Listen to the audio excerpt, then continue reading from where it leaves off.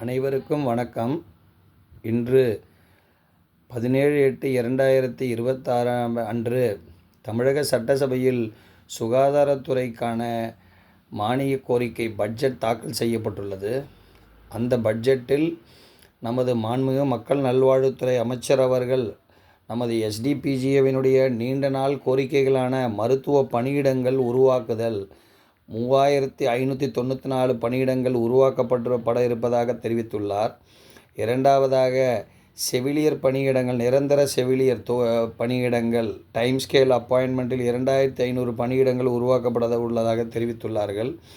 மூன்றாவதாக, உயர் சிறப்பு மருத்துவ படிப்புகள் டிஎம்எம்சிஹெச் படிப்புகளுக்கு 284 பணியிடங்கள் உருவாக்கப்பட்டுள்ளன. இது நிச்சயமாக ஒரு வரவேற்கத்தக்க ஒரு நிகழ்வு. ஏனென்றால் கடந்த 2 மாதங்களுக்கு முன்னர் உச்சநீதிமன்ற தீர்ப்பின் அடிப்படையில் நமது தமிழகத்தினுடைய டிஎம்எம்சிஹெச் சீட்ஸ் சரண்டர் செய்யப்பட்ட பொழுது அனைவரும் வருந்தத்தக்க ஒரு நிகழ்வாக அதை பார்த்தோம்.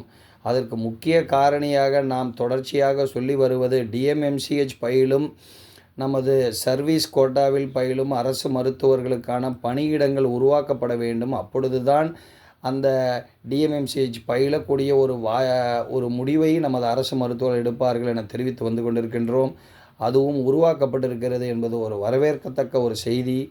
நான்காவதாக, எஸ்டிபிஜிஏ கடந்த 2020 முதல் இன்ஃபர்டிலிட்டி கிளினிக்குகளை அரசு மருத்துவக் கல்லூரியில் தொடங்க வேண்டும் என கோரிக்கை வைத்து வந்தோம். அதன் அடிப்படையில் கடந்த ஆட்சியில் அரசு மருத்துவக் கல்லூரிகளிலே சில இடங்களில் அது தொடங்கப்பட்டன. இப்போது அது விரிவாக்கம் செய்யப்பட்டிருப்பது என்பது ஒரு வரவேற்கத்தக்க நிகழ்வு. இதற்காக மாண்புமிகு முதல்வர் அவர்களுக்கும், மாண்புமிகு மக்கள் நல்வாழ்வுத்துறை அமைச்சர் அவர்களுக்கும், நமது மரியாதைக்குரிய சுகாதாரத்துறை செயலர் அவர்களுக்கும், அனைத்து இயக்குநர்களுக்கும் நன்றியினை தெரிவித்துக் கொள்கின்றேன். நான் டாக்டர் சாமிநாதன், மாநில தலைவர், அரசு மருத்துவர்கள் மற்றும் பட்டமேற்படிப்பு மருத்துவர்கள் சங்கம், எஸ்டிபிஜிஏ.